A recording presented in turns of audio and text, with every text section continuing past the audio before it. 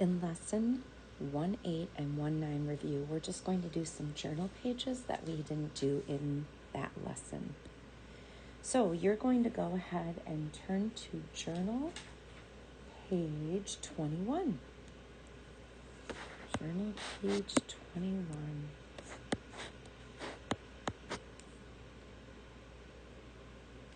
On journal page 21, we're just working on converting measurements.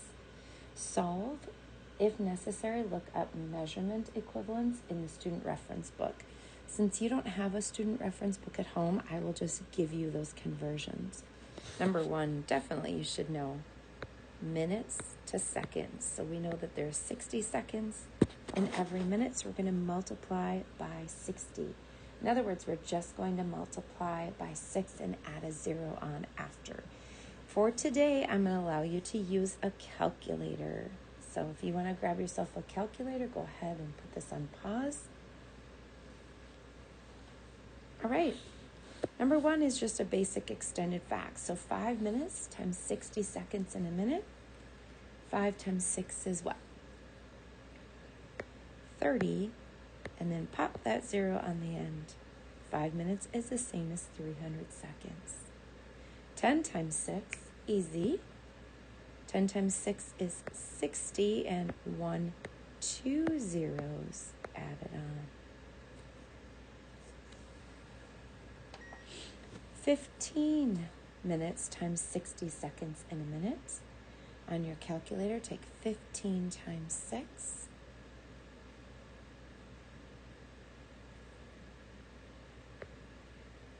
Which is 90, and add a 0 behind it, 900. 20 times 60 is an extended basic fact, so 6 times 2 is 12 with 1, 2 zeros behind it, 1,200. Now, without using your calculator, let me show how you could figure out 25. If you took 20 plus 5 minutes and just added those two together, 300 plus 1,200, you don't even need your calculator. 1,500 seconds. In number 2, we are converting kiloliters to liters and liters to kiloliters. So it goes in both directions. There are 1,000 liters in every kiloliter. So if you're moving in this direction, you're going to multiply by 100. If you're moving in that direction, you're going to divide by 1,000, not 100, 1,000. So let's go ahead and do the first one. If we have 5,000 liters, we'll divide by 1,000. We'll give you 5 kiloliters. Liters, 1,500 would be between 1 and 2 liters. So in this case, we have 1 and a half. The 1 would equal 1,000 liters. The half would be half of that, which is 1,500. Together equals 1,500. 2 kiloliters would be the same as 2,000. And then half of a kiloliter is half of 1,000, which would be 500. Together it equals 2,500. 4 kiloliters times 1,000 liters in a kiloliter is 4,000 liters. And 3,500 is halfway between 3,000 and 4,000. 3,000 would be 3 kiloliters. 4,000 would be 4 kiloliters. So if halfway between would be 3.5. We don't use liters a lot in the United States, like a 2 liter of pop I think of, but for the most part we use gallons and cups and quarts and pints. But other countries around the world tend to buy their milk in liters, their gasoline in liters. All right, moving on to number 3, miles into yards. In 1 yard, there is 1,760. So get those calculators ready. So if we have 2 miles, we take 2 times 1,760. Go ahead and write down the answer when you found it on your calculator. 3,520. Now let's take 3 times 1,760. What do you get? You get 5,280. Here's our yardstick. 3 feet in a yard, but we're converting miles to yards. Number 4, 4 times 1,760 is 7,040. And you go ahead and do the last one in that column. All right, moving on down the page. Students recorded their running distances over the weekend using different units. Complete the table to convert them to the same units. If necessary, look them up. We won't do that. Do you notice who that is? I don't know if you can tell. That's Mrs. Har. That's my brother Scott. We ran the Twin Cities Marathon, and they used us in their promotional ads 3 times on the Twin Cities Marathon website. Kind of fun.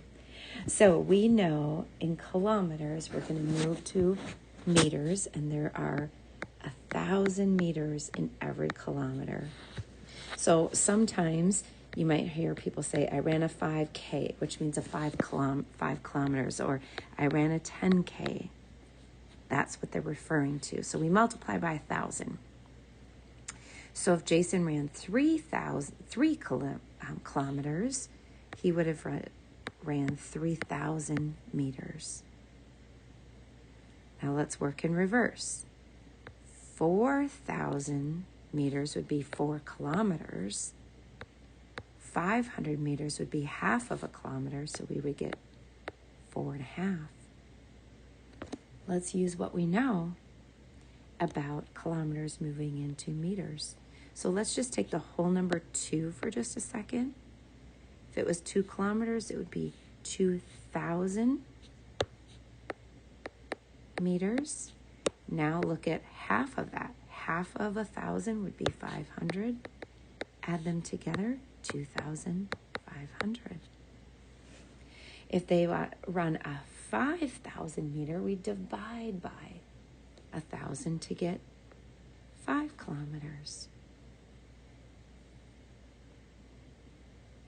And Jada's was 3.5, so 3 would equal 3,000, and then half of 1,000 again would be 500. So she ran 3,500 meters. The very bottom of the page. I think for today, we're just going to forget that. We're moving on into what was in lesson 1.9. So you are going to turn to page 26. Page 26.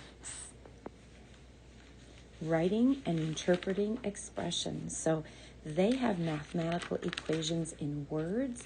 We're going to write it as an equation using numbers. So it says writing expression that models the calculation described in words. So it says, number 1, the sum of 13 and 12. There's a key word, circle sum, which is then, underline then, multiplied by 2. So we know that if it says then, it has to come after. So let's write what the sum of 13 and 12 looks like. So the sum of 13 and 12, I'm going to put that in parentheses, which is then multiplied by 2. Multiply, there's a symbol for multiplication is an asterisk, times 2. We won't worry about solving them, we just want to be able to write them. Number 2, divide 16 by 4 and add the sum of 3 and 8 to the quotient. So please circle these words. Divide, add the sum. Sum needs to add, divide. So let's go ahead and divide 16 by 4 first.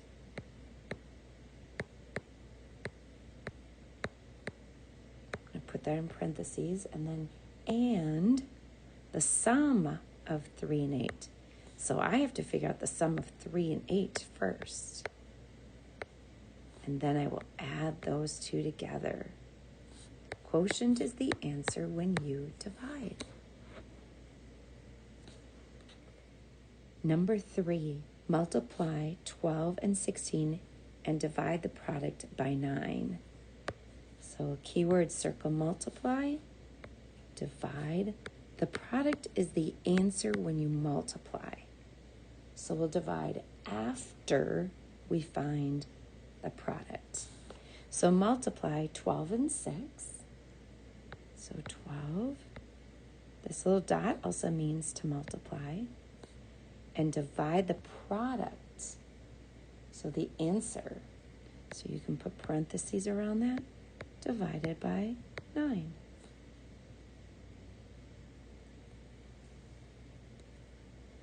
Without calculating, circle the expression with the greater value. So just looking at 3 times the sum of 126 and 12, and 6 multiplied by the sum of 126 and 12, which one would be larger? Same, different, different. Anything multiplied by 6 would be greater than multiplying it by 3. Number 5, 18 divided by 8, and then divide that by 2, the quotient. 18 minus 8, then divided by 5. Which one would have a larger or greater value? Same. Dividing into 2 groups, dividing into 5. Think about dividing your Halloween candy. Would you rather divide it with 2 people or 5 people if you loved candy? I would get more, I would get greater value if I only had to divide it with 2 people rather than 5. Let's go ahead and complete one more problem. Let's do number 7. Ivan was playing a video game. He had scored 1,300 points and on the next level earned 120 more. So just a little reminder, not 120 points, but 120 more than that. Then he lost 12 points. When his turn ended, his score doubled. Circle those key words. Write an expression that shows the number of points Ivan has at the end of his turn. So I'm going to start with what he scored. So on the line, would you write 1,300? Now in the next level, so that's going to come next, he scored 120 more than that. So we're going to add on 120 points. And then, notice those key words, next, then. Then he lost 12, so we have to subtract 12. And when his turn ended, his score doubled. So this is the score of the previous round. So let's put this in parentheses. And then his score doubled at the end. So we're going to multiply that by 2. Multiply by 2. And we'll continue practice writing those expressions.